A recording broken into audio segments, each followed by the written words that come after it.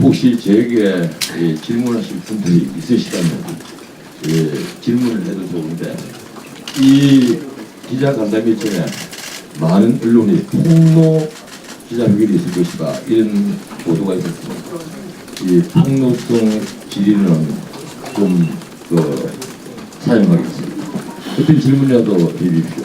그 김병준 정치수석입니다. 예, 아니요. 김병준 위원장에게 이 문제 영입을 요구를 하자 거절을 했다라고 이제 말씀을 하셨는데, 그 부분에 김병준 위원장이 다르거든요. 당연히 특별한 인사를 했다라고 했는데 거절해서 안 하기로 했다. 예, 이런 질문이 제일 먼저 나올 줄 알았습니다. 진실은 하나입니다.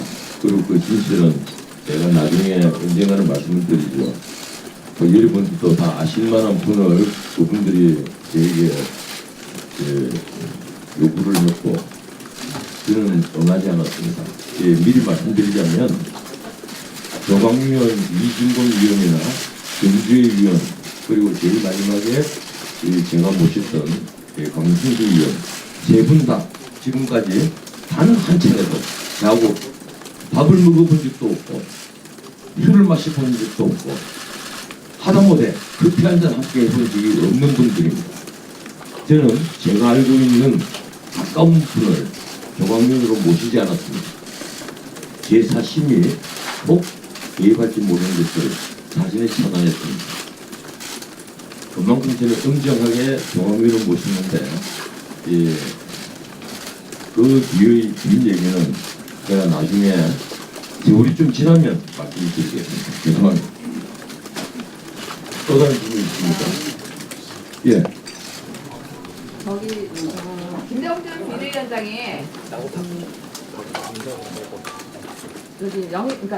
위원을 추천했는데 들어주지 않아서 해촉당했다, 이럴 수를 지난번에 말씀하신 거잖아요. 그것만이 이쪽 사회로 오시는 말씀을 드리지 않았고요. 그게 아마 두 사람의 갈등의 시작이었다고 제가 말씀을 드렸죠. 예, 정확한 워딩은 그런 건데, 방금 말씀드렸다시피 그 문제는 결국 서로 조를 잇는 일이 될 것이고, 좀 세월이 지나면 얘기합시다. 지금 김병준 위원장도 얼마나 어렵겠습니까? 서로를 이해를 해야지. 제가 정말 깨끗하고 난 잘났고 구분은 나쁘다 이렇게 말하면 그건 제 얼굴에도 침을 드는 분위기가 될 겁니다. 그래서 그 부분은 좀 양해를 해주십시오. 또 다른 질문 있으십니까? 예. 김병준 위원장이나 어쨌건 소통이나 갈등이 소통이 어렵고 갈등이 있었던 것 같은데, 김병준 위원장이 자신의 팔을 자르는 느낌이라고 말씀하셨거든요. 지금 세척된 이후에 행정이 이 부분에 대해서 어떤 생각이 드시는지. 예. 김병준 위원장께서 대척 첫날 그리고 오후 1시 22분에 해석을 했는데, 우리 그 나오는 뉴스가 팔을 자르는 기분이다. 근데 그분이 그 뒤에 또 당의 기강을 차분하게 강조를 하십니다. 뭔가 현대 정당 내의 민주주의를 오해를 대단하시게 합니다. 그분이 대통령이고 내가 만약에 비서였다면 팔을 자르는 기분이라는 걸 제가 이해를 접근하겠습니다. 제가 그분이 수족이 아니지 않습니까? 혹시 저를 수족으로 아신 것처럼 모르겠는데 팔을 자른다는 느낌입니다. 보통 사람들이 그런 표현을 자주 쓰는데, 팔 자르는 기분을 아마 알고 있는 분은 아무도 없을 겁니다. 이 자리에서. 제가 그분이 수족이 아닙니다. 그리고 정당 안에서 오늘날 민주주의 제도 아래 정당 안에서 기강을 얘기한다는 것은 그건 군사정권에서 쓰는 용어를 획일적으로 움직이는 군사정권 내의 정당이라면 모르겠는데 어떻게 오늘날 정당에서 기강을 얘기를 합니까? 그분이 만약에 나에게 기강에 복종할 것을 요구했다면 진짜 그렇게 말씀하셔야죠. 난 그 워딩은 그분이 실수한 것이라고 생각을 합니다. 또 다른 질문 있습니까? 변호사님께서는 그 2월 전당대회가 불가능하다고 하셨을 때 당에서 아무 말이 없다가 나중에 어느 순간부터 당이 2월 전당대회를 고집했다고 말씀하셨는데, 당이 만약에 그렇다면 그런 배경이 어디 있다고 생각하시는지. 예, 제가 처음에 9월 20일쯤 지나서 김용태 사무총장이 여기 왔을 때 그때부터 6월 전대는 사실상 불가능하다. 물리적으로 불가능하다고 얘기를 했습니다. 수도 없이 했습니다. 김병준 위원장과 김성태 원내대표 그리고 김영태 사무총장과 함께 만났을 때도 역시 그 얘기를 했습니다. 정기국회가 진행 중이고 특히 예산국회 올해는 정개위가 열리는 해입니다. 그런데 12월 15일까지 현역 의원들을 쳐내라. 그게 과연 가능할까요? 그걸 가능하다고 믿는 분은 아무도 없을 겁니다. 특히 올해는 대북 예산 때문에 아마 여야 간에 첨예하게 대립하는 기간이기도 합니다. 그런데 그때 당 정비를 빌미 삼아 현역 의원을 감히 쳐낸다? 그게 가능하다고 믿는다면 그건 말이 안 됩니다. 그래서 부득이하게 조금이라도 늦춰야만 한다. 어차피 계획은 해야 한다. 제가 훑어보니까 정말 명물신학에서는 제일 위에서부터 제일 밑에까지 드러내야 할 조직이 너무 많다. 이 얘기를 수차에 걸쳐서 했습니다. 그리고 그러기 위해서는 내 프로그램을 따라다가 난 프로그램을 가지고 있다. 그리고 우리 중앙위원들끼리 따로 회의를 할 때 그 프로그램을 논의를 했고 다들 동의했습니다. 저는 그 프로그램대로 이 한국당을 개혁한다면 반드시 한국당은 다시 일어설 수 있고 그리고 국민의 신뢰를 받을 수 있을 것이라고 확신했습니다. 하지만 이제 그 꿈은 사라졌습니다. 저는 한국당에 어떤 미련도 없습니다. 다음 질문 있습니다. 저요. 예. 그 김병준 위원장이 지금 당내에서 사퇴를 요구하는 목소리가 있는데 거기에 대해서 어떻게 생각하시는지? 한국당에 사시면은 사실 제가 뭐라고 비평을 한다는 것도 정치 평론가 이 영역으로 돌아가는데 그 부분은 오늘 제가 말씀드리지 않고 제가 다시 평론가 입장이 된다면 부분을 말씀을 드리겠습니다. 또 다른 질문 있습니다. 앞서서 제일 밑에서부터 위에까지 드러내야 할 조직이 있다라고 표현하셨는데 구체적으로 어떤 조직을 말씀하시는 것이랑 견딜 수 없는 공격이 들어왔다라고 표현하셨는데 어떤 공격이 있었는지 구체적으로 한국당은 정파가 있는 정당이 아닙니다. 개파가 있는 정당입니다. 일종의 사조직이라고 할 수 있습니다. 정당의 정파는 얼마든지 있어도 됩니다. 바람직한 현상이기도 합니다. 정당 내 민주주의가 작동이 된다면 그러한 정파 간의 갈등을 통해서 당의 정책이 만들어지고 그리고 그것이 국민들에게 설명될 수 있습니다. 그러니까 한국당은 그런 정파가 있는 것이 아니라 개파만으로 작동하는 정당입니다. 그 정당의 개파는 사조직이라 볼 수 있고 드러내야 할 조직입니다. 18살에 출량을 합니다. 공부 잘해서 서울이는 대학으로 갑니다. 그래서 관료로 자라고 기업가로 자라고 학교에서 자라고 법조인이 되고 언론인이 됩니다. 그래서 어느 정도 삶에서 성공을 하면 자기의 생활 근거지는 이미 타향에서 몇십 년을 보냈는데요. 다시 고향에 돌아가서 나 고향의 인물이다고 해서 출마를 합니다. 그곳에서 편안하게 재선을 하고 당선을 합니다. 이런 조직을 들여지 않으면 한국당에 미래는 없습니다. 제가 그래서 온실 속의 화투보다는 들판에서 비바람을 맞으며 자란 그리고 들꽃 같은 조직가 필요하다 이렇게 말씀을 드렸던 겁니다. 한국당 물론 다른 당도 마찬가지입니다만 한국당이 이제 다시 국민의 신뢰를 얻으려면 지금이야말로 인사를 바꿀 때입니다.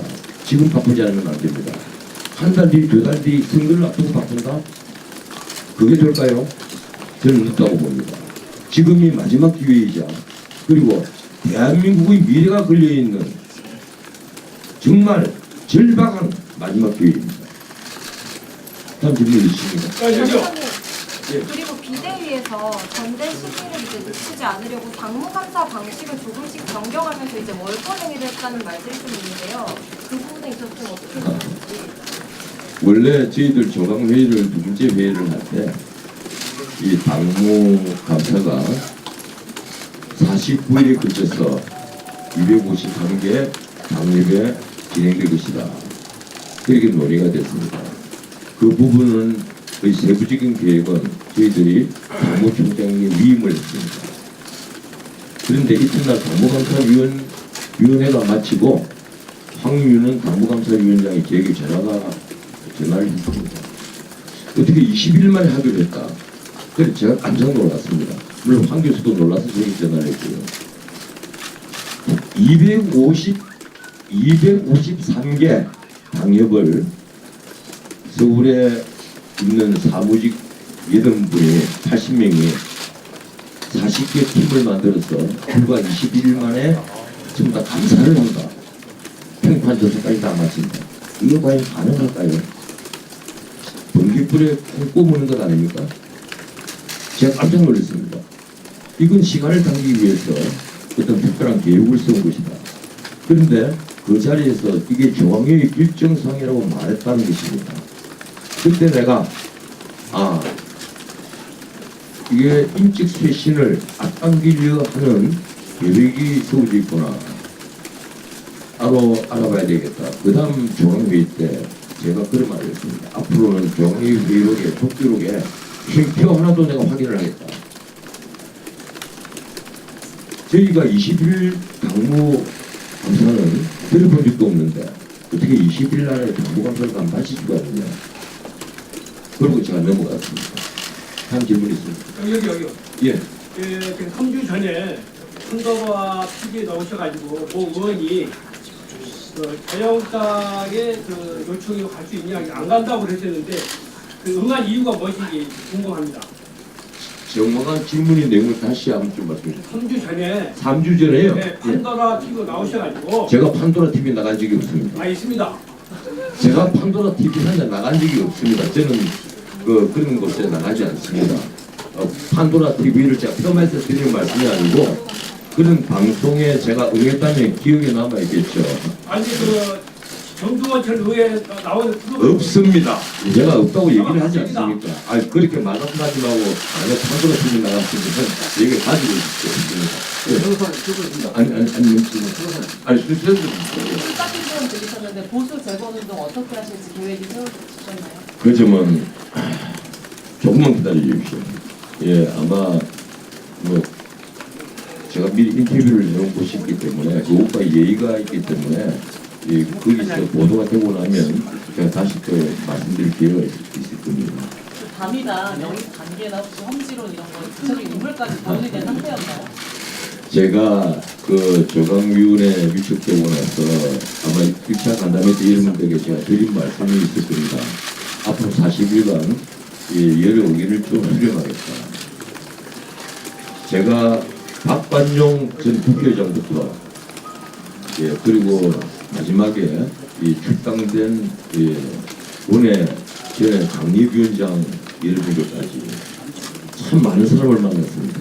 그 의견은 애고하게 짚어서 제 수동 사무실 서랍 속에 지금도 있습니다. 그 결론들은 다 대동소이합니다. 그리고 그 다음에는 보수 단일 대우를 위해서 밖에 있는 분들 많이 만났습니다. 그리고 일정한 소득이 있었는데 그 부분이 나중에 그 결과가 바뀐 데 대해서는 다음 기회에 제가 말씀드릴 수 있을 겁니다. 혹시 그 아까 질문하신 거 혹시 그 지금 말씀하신 게 그 김정준 위원장이 반문연대의 어떤 네트워크나 그다음에 김무성 의원께서 반문연대 전체 그러니까 보수의 빅텐트 이것과 같은 맥락이십니까? 그런 얘기? 저는 어쨌든 이 반문연대라기보다는 문재인 정부의 북주 이 북주에 대응하기 위한 보수 단일 대우가 지금처럼 필요한 때가 없다 이 생각을 했기 때문에 보수 단일 대우를 말씀드렸고 또 보수 단일 대우가 형성이 되어야만 조강특위가 당협을 결정할 때 제대로 결정을 할 수가 있는 겁니다. 제가 드린 말씀 중에 오늘 보수 단일 대우 혹은 비박신박간의 이 끝장 토론 그리고 우리 자유한국당의 의원들이 이러이러한 자질과 열정과 도민의식을 가져야 한다. 이런 얘기들을 내가 쭉 해왔던 부분이 있는데 그리고 그걸 과연 울뿐이냐고 제가 물었습니다. 난 거의 울뿐이라고 생각하지 않습니다. 당의 쇄신을 책임질 정권을 가진 사람이 그 정도 말을 못했어야 어떻게 당을 쇄신하겠습니까? 조강특위가 과거의 조강특위처럼 사고 당협을 정비하는 그런 조강특위가 아니었습니다. 253개 전 당협에 사표를 받아놓고 그리고 그 당협을 재정비하는 다시 말씀드리자면 당의 기초부터 새로 건설해 달라는 그런 조강특위였습니다. 그래서 정권을 줬다면 더 이상 말이 없어야 합니다. 그런데 내가 정권을 준 것이 아니라 내가 최종 결정권자다. 언제든지 개촉 가능하다. 심지어 정권이 아니라 전력 없는 권한이다. 자칫 잘못 들으면 말장난처럼 들릴 수가 있습니다. 그렇게 정권을 준 조광의원을 흔들어버리면 제가 어떻게 해야 합니까? 그래서 장외에서 은자는 나르의 싸움이 벌어졌습니다. 아마 여러분들도 그거 되게 재밌어 하시는 것 같은데 앞으로는 그런 못 보실 것 같아서 정말 죄송합니다. 변호사님, 그러니까 그 한국당에서 변호사님이 가진 인적 쇄신 계획을 거부한 그 근본적인 이유가 뭐 김정준 비대위가 결단력이 없기 때문인지 아니면 쇄신 의지가 없기 때문인지 아니면 여러 개파 문제 때문인지 혹시 어떤 점이라고 생각하시는지? 글쎄요, 이 국민들은 이울말 전대에 그러면 아직도 세 달이나 시간이 있는데 전 변호사 무슨 소리 하냐 이렇게 얘기를 합니다. 하지만 이울말 전대가 가능하려면 12월 15일까지 당협에서 물러나야 될 분들을 물러나게 해야만 합니다. 그렇지 않으면 이울말 전대는 불가능합니다. 그런데 왜 이런 쇄신을 2월 말에서 3월 말, 4월 말 한두 달 더 늦어진다고 해서 무슨 큰 문제가 있겠습니까? 당에서는 그런 얘기를 합니다. 4월 재보선. 근데 여러분 4월 재보선은 지금 고노회찬 의원의 창원 성산구만 확정되어 있고 나머지는 한 지역 아니면 두 지역 정도입니다. 쉽게 말씀드리면 4월 재보선은 잘하면 세고 아니면 한 번 정도에 그칠 가능성이 있습니다. 그런 재보선 때문에 당의 쇄신을 뒤로 밀어버리고 전당대회를 먼저 해야만 합니다. 새로 선출된 당 권력이 그 재보선에 통칭권을 행사해야만 한다. 이것이 당 사무총장과 비대위원장의 명분입니다. 저는 답변할 수가 없습니다. 이게 초등학생도 아니지 않습니까? 제가 8일 저녁까지 그 얘기를 합니다.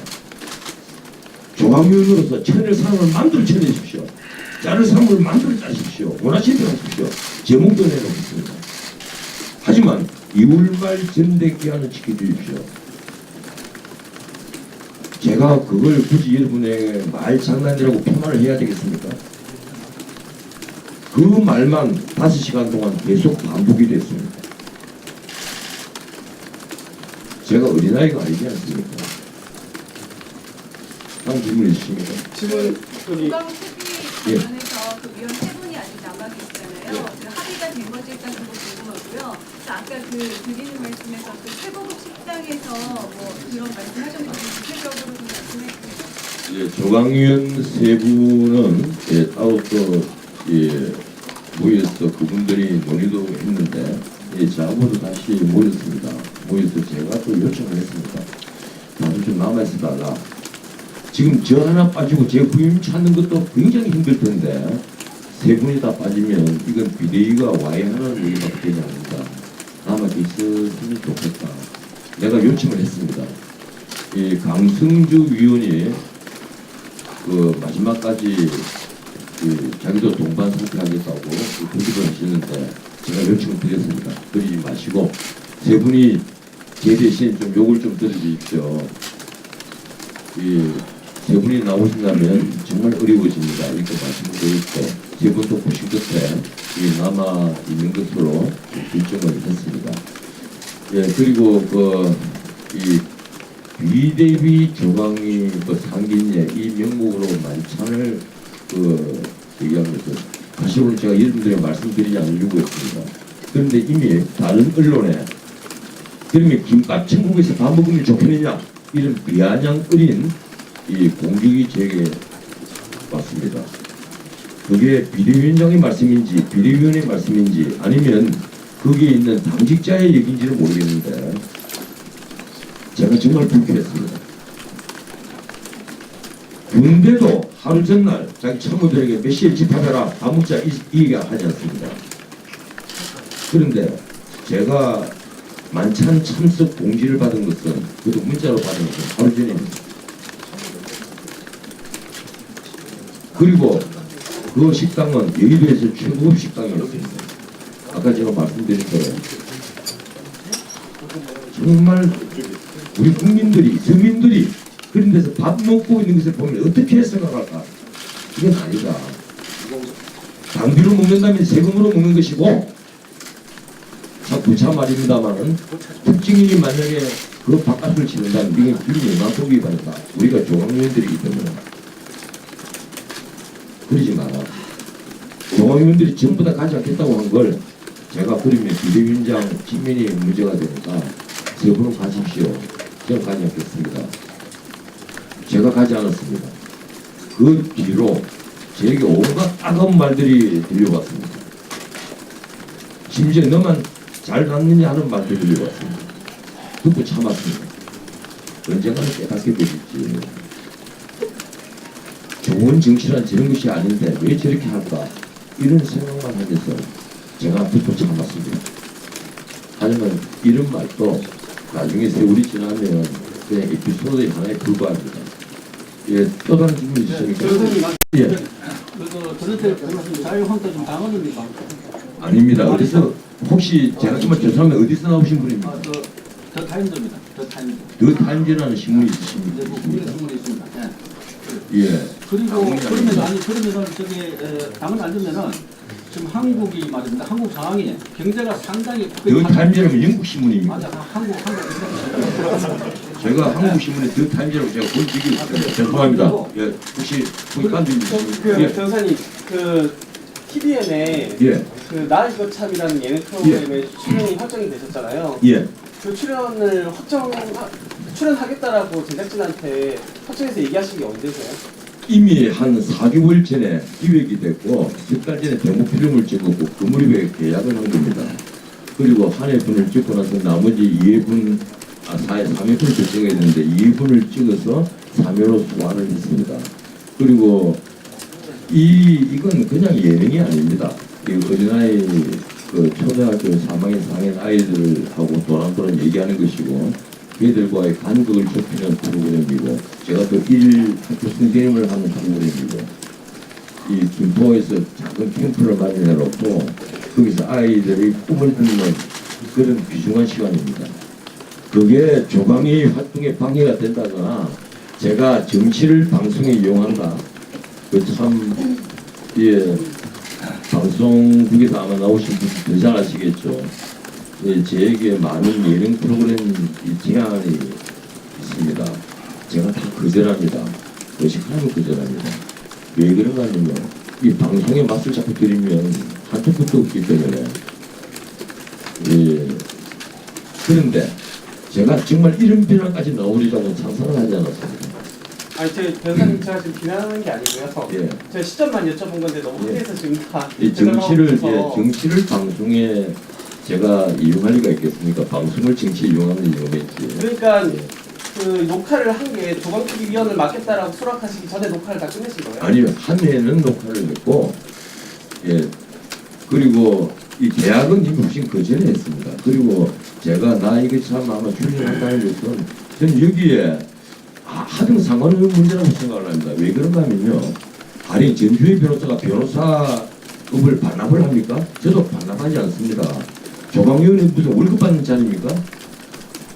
자기 생기를 다 뿌리치고 여기 와서 질적으로 출근하고 퇴근하는 그런 아니요. 자리입니까? 그러니까 녹화를 조광특위 위원 중에 녹화를 하신 적이 있냐고 여쭤보는 거예요. 예, 녹화했습니다. 그게 왜 문제가 됩니까? 그게 왜 문제가 될까요? 제가 거꾸로 물어봅시다. 그게 왜 문제가 되는가요? 조광위원 한동안 아무 일도 하면 안 되는 겁니까?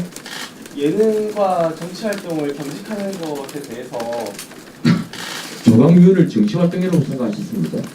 저는 그렇게 생각하지 않는데요. 조광특위 활동이 정치 활동이 아니라고 아니, 저하고 지금 그런 논쟁을 하지 맙시다. 그 어디서 나오신 분입니까? 저 한국경제신문의 박경필 기자고요. 근데 이런 지적이 있기 때문에 여쭤보는 것뿐입니다. 아니 제가 근데 정황위원을 위촉한 이후로는 어떤 활동도 하지 않으면 안 된다 이런 말씀을 하시는 겁니까?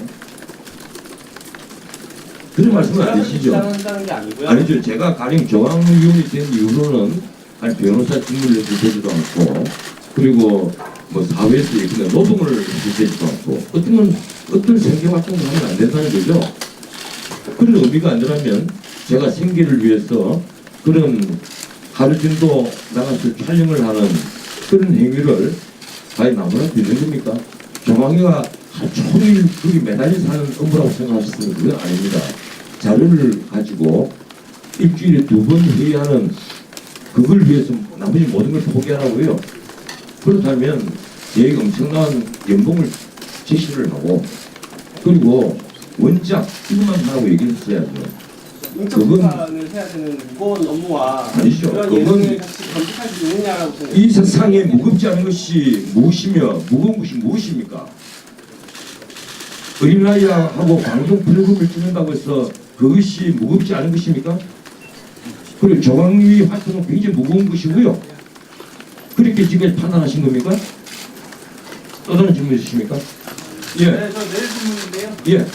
그 김종준 비대위원장 측에서 특정 차기 전당대회 후보, 차기 당권 주자에 대한 의중을 비치거나 전달한 적이 있습니까? 그런 적은 없다고 기억을 합니다.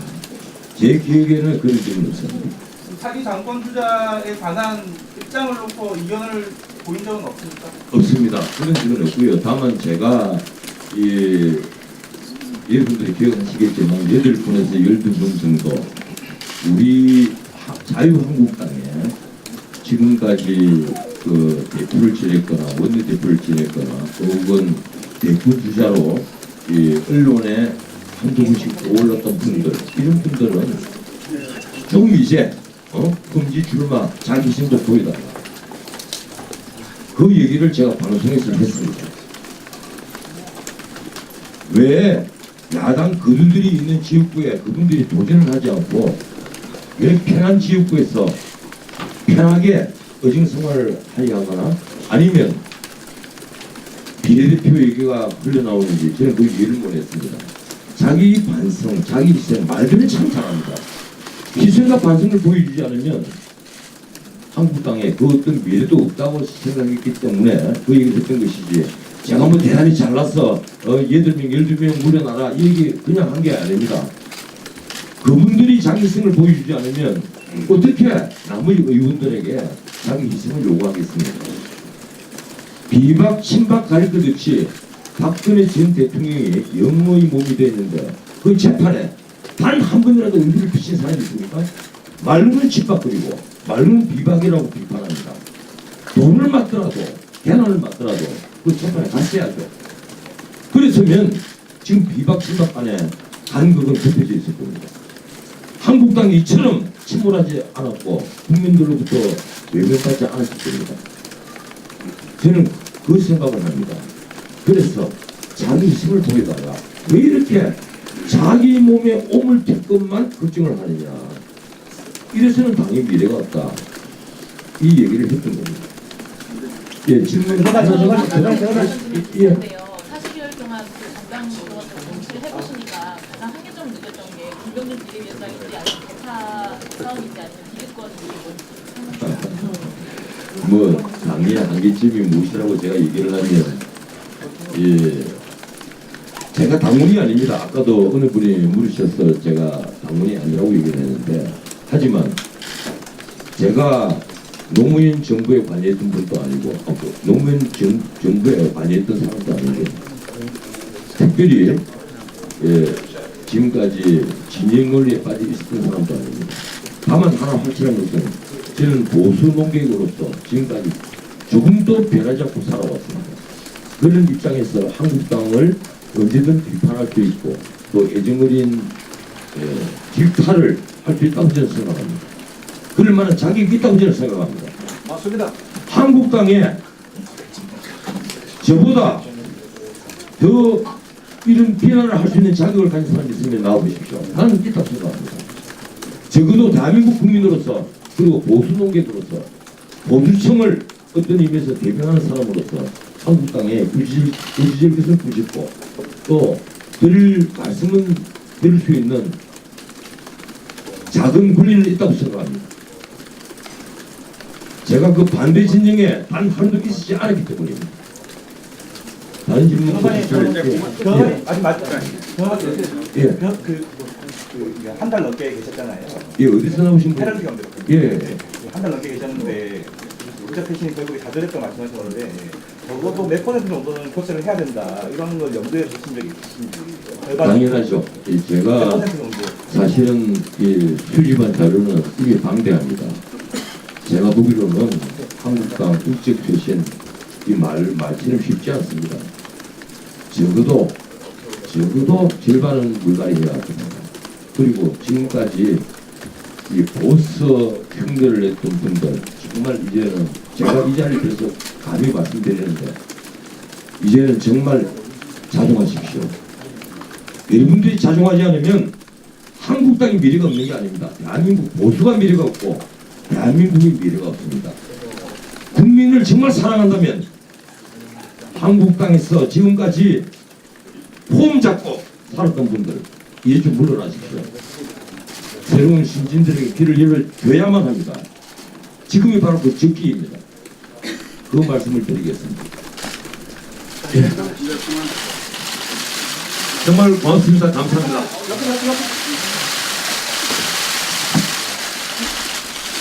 고맙습니다. 고맙습니다. 예.